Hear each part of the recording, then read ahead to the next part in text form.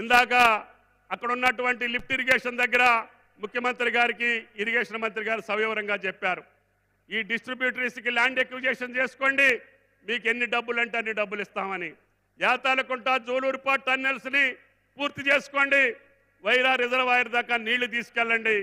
తద్వారా ఈ జిల్లా పచ్చగా ఉండాలి, సస్యశ్యామలంగా ఉండాలి. కాంగ్రెస్ పార్టీని ఆశీర్వదించిన ప్రతి తల్లి ప్రతి తండ్రి ఆనందోత్సవాలతోటి ఈ ఖమ్మం జిల్లా ఎప్పుడూ ఆనందంగా ఉండాలని చెప్పి ఆశీర్వదించారు. కాబట్టి ముఖ్యమంత్రి గారిని ఈరోజు ఈ యొక్క నిధుల కోసం, ఈ ప్రాజెక్టు యొక్క ప్రాధాన్యత కోసం, అదేవిధంగా చారిత్రక సంఘటన, ఒక భారతదేశంలో ఒక రాష్ట్ర ప్రభుత్వం రైతుల కోసం వాళ్ళ రుణాలని ఒకే నెలలో ఒకే పంట కాలంలో 31,000 కోట్ల రుణమాఫీ చేస్తామంటే ఎవరు నమ్మల.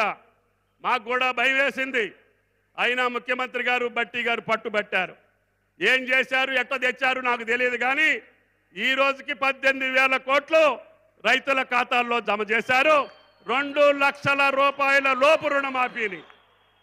ఎందుకంటే శ్రీరామచంద్రుడు సాక్షిగా ఆనాటి ముఖ్యమంత్రి రేవంత్ రెడ్డి గారు ఇచ్చినటువంటి మాట, ఇచ్చినటువంటి వాగ్దానం, నేను స్వాతంత్ర దినోత్సవం రోజున 2 లక్షల రుణమాఫీ చేస్తాను, అది నా మాట అని చెప్పి వాగ్దానం చేశారు.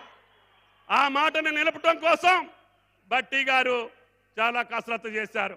అందరూ సహకారంతో ఈరోజు ముఖ్యమంత్రి గారి మాట నిలుపుకున్నటువంటి సందర్భం, రాష్ట్ర ప్రభుత్వం వాళ్ళ గౌరవాన్ని నిలుపుకున్నటువంటి ప్రభుత్వం మాటిస్తే తప్పదు అని చెప్పడానికే ఈరోజు ఈ కార్యక్రమాన్ని నిర్వహించాం. అందుకని ఈ 31,000 కోట్లు తప్పకుండా మీ ఖాతాల్లోకి జమ చేసేటటువంటి బాధ్యత మా శాఖ మీద పెట్టారు. కాబట్టి తప్పకుండా ఈ 18,000 కోట్లే కాదు, ఇంకా 2 లక్షల పైన ఉన్నటువంటి రుణం ఉన్నటువంటి రైతులు ఉన్నారు.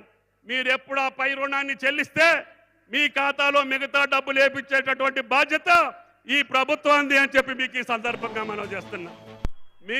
మాకు బ్యాంకులు ఇచ్చినటువంటి అకౌంట్ ప్రకారం 40 లక్షల ఖాతాలు పైన మాకు ఇచ్చారు.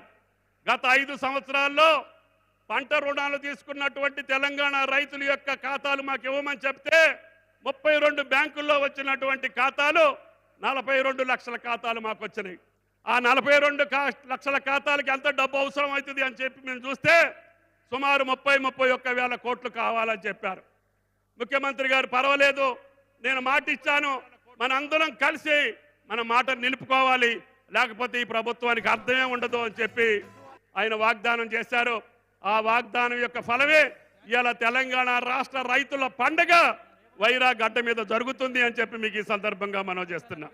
కాబట్టి ఈ పండుగలో పాల్గొన్నటువంటి వేలాది మంది రైతు సోదరీమణులందరికీ రాష్ట్ర ప్రభుత్వ పక్షాన ధన్యవాదాలు తెలియజేస్తూ, కొంతమందికి రాలేదు, మాకు వాట్సాప్లు చేయండి, మేము మాట్లాడతామని చెప్పి కొన్ని పార్టీలు చెప్తున్నాయి. అయ్యా నేను వాళ్ళకి ఏం చెప్పానంటే, మొన్న మేము వాగ్దానం చేయకముందు ఉన్నటువంటి ఖాతాలు ఏమున్నాయో, మీ పరిపాలనా కాలంలో మీరు ఇస్తానని చెప్పి ఎగ్గొట్టినటువంటి ఖాతాలు ఎన్నున్నాయో అవి తెప్పించుకోండి, వాటికి మీరు రుణమాఫీ చేయండి, మాకు అభ్యంతరం లేదని చెప్పా. మొదటిసారి ఏమో 4 దఫాలు ఇచ్చారు, వడ్డీకి సరిపోలేదు. రెండోసారి ఏమో వాగ్దానం చేశారు, ఎన్నికల ముందు రింగ్ రోడ్డు అమ్మి సగం ఇచ్చి సగం మానేశారు.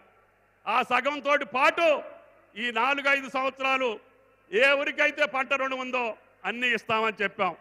వాస్తవంగా అయితే రాహుల్ గాంధీ గారు వరంగల్లో చెప్పిన నాటి నుంచే మేము రుణమాఫీ చేయాలి, కానీ ముఖ్యమంత్రి గారు అట్టల్లా అన్న వాళ్ళు ఎగ్గొట్టారు. గత 5 సంవత్సరాల్లో ఎవళ్ళైతే అప్పుందో అందరీ తీసుకో, కష్టమైన నష్టమైన భారమైన మనం తీరుద్దాము అని చెప్పి మాట ఇచ్చారు అని చెప్పి మీకు ఈ సందర్భంగా మనం చేస్తున్నాం. అందుకని ఆయన మాట నిలుపుకున్నాడు కాబట్టి ధైర్యంగా సాహసంగా ఒక ముఖ్యమంత్రి ఇక్కడికి వచ్చి ఆ మాటను నిలబెట్టుకున్నటువంటి సందర్భాన్ని, ఒక పక్క గోదావరి జలాలు ఇవ్వటం, ఒక పక్క రైతు కుటుంబాలను రుణ విముక్తులను చేయటం, తద్వారా తెలంగాణ రాష్ట్ర ప్రభుత్వం యొక్క పాలన భారతదేశానికి మార్గదర్శకంగా ఉండాలని, ఈ పరిపాలన మార్గదర్శకంగా భారతదేశ వ్యాప్తంగా అన్ని రాష్ట్ర ప్రభుత్వాల మీద తెలంగాణ ప్రభుత్వం రేవంత్ రెడ్డి గారి ప్రభుత్వం ఇచ్చినట్టుగా మాకు కూడా 2 లక్షల రుణమాఫీ చేయండి అని చెప్పి ఈ బీజేపీ ప్రభుత్వాన్ని నిలదీసే సమయం ఆసన్నం అవుతుంది. భారతదేశం మొత్తానికి తెలంగాణ ప్రభుత్వం ఒక దిక్సూచిగా ఉండాలని, మన మోడల్నే భారతదేశం ఆచరించాలని, అది ఇరిగేషన్ అయినా, వ్యవసాయం అయినా, ఐటీ అయినా, ఇండస్ట్రీ అయినా తెలంగాణను చూసి నిన్న ముఖ్యమంత్రి గారు చెప్పారు, నాకు ఈ రాష్ట్రాలతోటి పోటీ కాదు, నాకు ఈ ప్రపంచంతో పోటీ. నా తెలంగాణ రైతులు కానీ, నా తెలంగాణ యువత కానీ, నా తెలంగాణ మహిళలు కానీ ప్రపంచానికి ధీటుగా నిలబడాలి తప్ప ఈ రాష్ట్రానికి ఆ రాష్ట్రానికి మేము పోటీ కాదు అని చెప్పారు.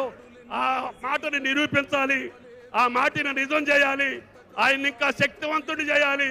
ఆ శ్రీరామచంద్రుడి దయ వల్ల ఆయనకి ఇంకా శక్తినిచ్చి మన అందరి కార్యక్రమాలు, సీతారామ కావచ్చు, రుణమాఫీ కావచ్చు, ఈ జిల్లానే కాదు ఈ రాష్ట్రాన్ని సస్యశ్యామలం చేసి రైతుని ఆనందంగా నిలిపి ఆయన మామూలు చిరునవ్వు చూసి ఈ తెలంగాణ ప్రభుత్వాన్ని, ముఖ్యమంత్రిని ఆశీర్వదిస్తారని చెప్పి మీ దగ్గరకు తీసుకొచ్చాను.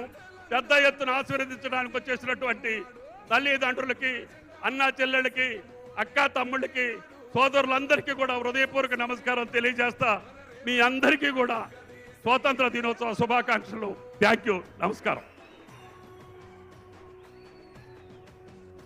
ఇప్పుడు పెద్దలు తెలంగాణ రాష్ట్ర